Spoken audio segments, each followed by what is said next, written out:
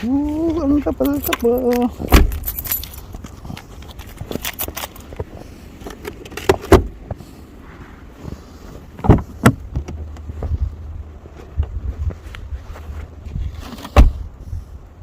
Yan o. Yan yung neighborhood namin. Ang kapal-kapal na naman ng snow. Habang naglalakad,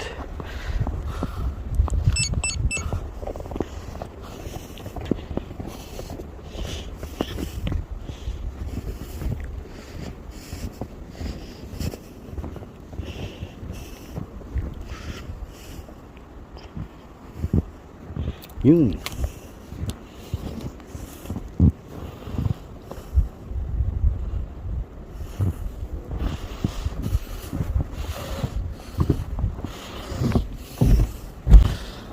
Good morning, good morning, good morning.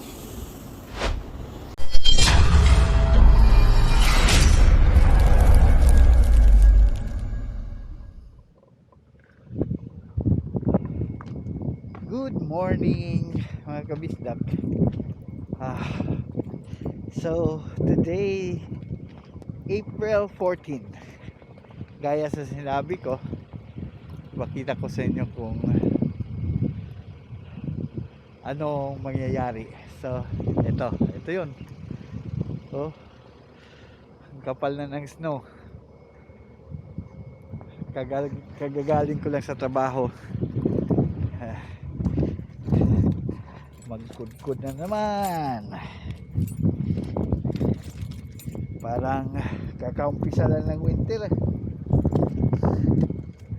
Ay nako, buhay. Ganito buhay sa Canada. What?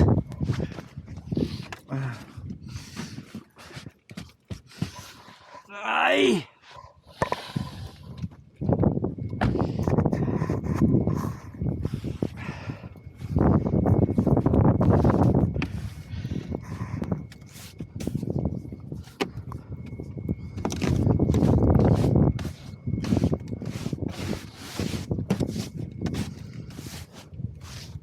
Kailangan din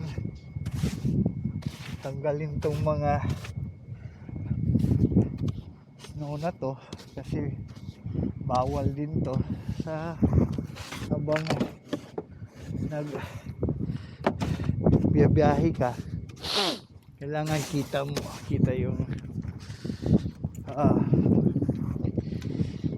yung ano ng sasakyan mo. Grabe ang kapal.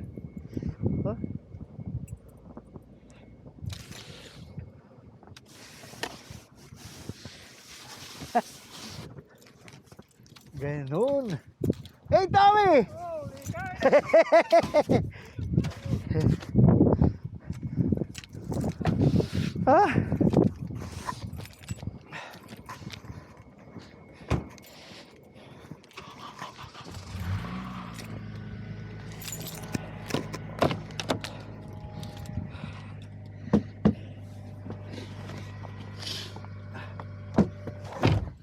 Parang kaumpisa lang ng winter.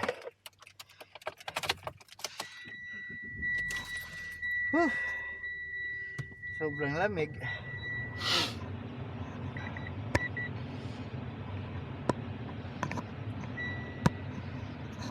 Tingnan mo. Tingnan mo yung kasamahan ko.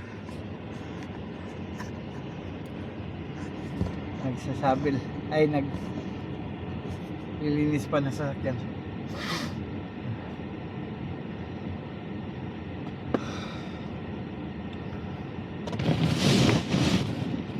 Ano to sabi nila 30 to 50 centimeter yung snow from Wednesday morning up to Friday. So expect na namin to ganito kakapal. Tsaka dali lang, hindi na ako makakita ano na yung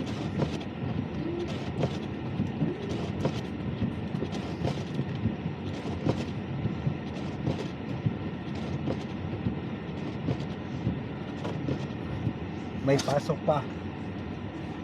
May pasok pa ako mamaya. Kasama ko anak ko. So,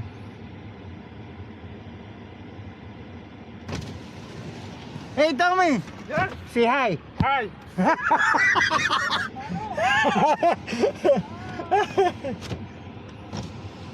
Are you still coming back tonight? No. No? Oh, okay. Go ahead.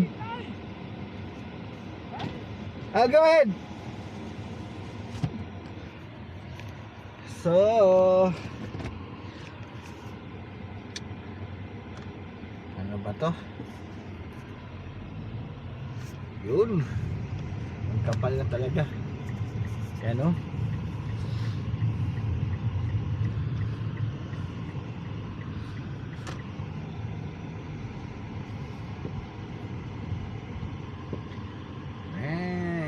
Problema ngayon kasi sa labas ako magpa-park. Namumuti na naman ang Winnipeg. So ngayon kahapon ng umaga sa dito sa ako sa usual na dinadaanan ko, pero ngayon dito ako dadaan sa may